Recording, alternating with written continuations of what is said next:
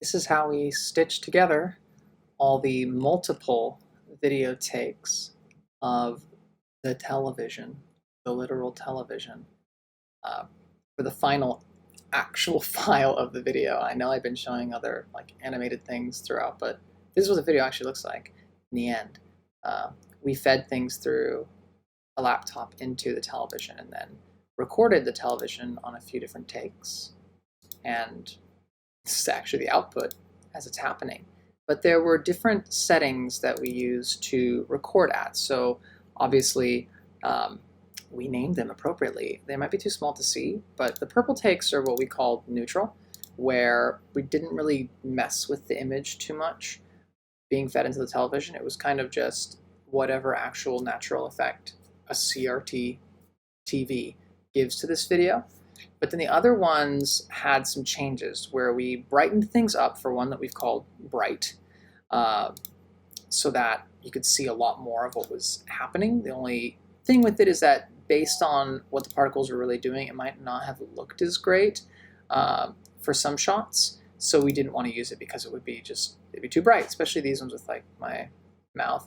There's just so many pixels already here that to brighten them all, it just kind of blows out the image.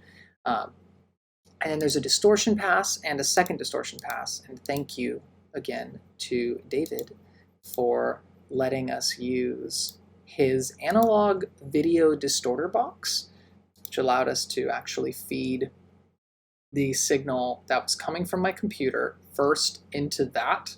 And it's just like this little box that has some switches and knobs and like scribbled instructions or descriptions on the back of what each one does, but even then you don't really know what they're going to do until you start turning the knob and flipping the switches, and it just mangles the video in the way that you've probably seen in the video itself now.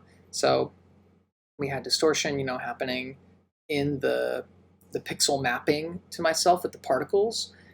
Then we had distortion coming from the analog distorter box, and then we have the natural distortion that happens just on these old TVs from whatever year Toshiba came out with this little CRT TV until now.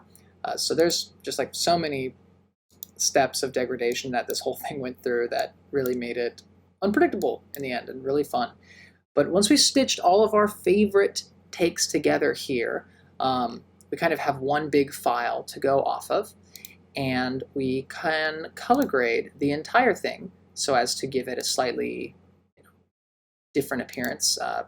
You don't know much about like filmmaking, a lot of times you record into a very into a format that doesn't look like there's a lot of color to it, but that's just because we're used to seeing things that have been treated in movies and on television. But it actually has like a ton of dynamic range, but that looks really boring actually to us, and things tend to look flat. So we end up adding color to it and saturating certain areas and bumping colors here, bumping contrast here or there. And that's what we get to do when it's all said and done in one pre-composition here. And then export the whole fat file and wait forever because this is a big old 4K file. And then go grab a cup of coffee and then come back and be happy that we did it all this way.